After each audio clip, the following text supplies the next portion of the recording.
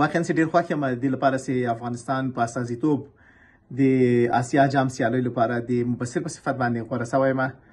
دا مزل آسان نه و.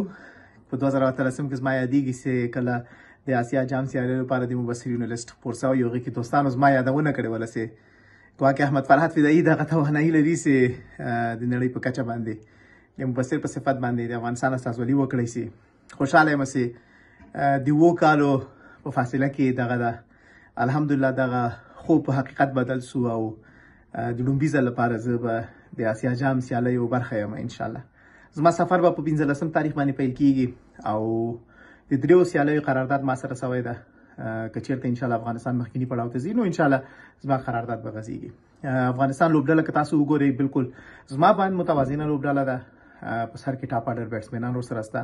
د رحمان الله ګربز فارم زموږ لپاره ډېر زیات مهمه ده او که ګربز موږ ته رنځونه وکړي انشاءالله افغانستان کولی شي چې په ډېر اسانۍ سره لوبې وګټي.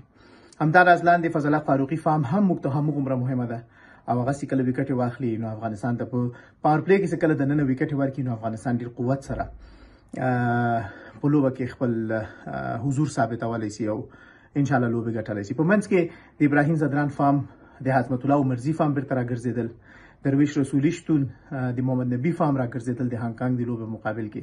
همداراز بیا د ګلبدین نایب یا کریم جنت او همداراز راشد خان په خپله نو دا هغه د موږ بیټینګ آرډر ته ډېر قوت ورکوي. په بالینګ کې موږ سره دومره وړتیا ده چې د مجیب او د غضنفر ترمنځ موږ یو انتخاب او د نور احمد او د شرف الدین ترمنځ موږ یو انتخاب او نو انشاءالله ما ته خو لوبډله بهتره ښکاري ښه ښکاري او زه بالکل په دې باوري یم چې انشاءالله افغانستان کولی شي چې مخکیني پړاو ته چې سوپر 4 دغه ته وځي او لرې نه ده چې انشاءالله افغانستان د آسیا جام سیالیو په پایلوبه کې ولوبېږي.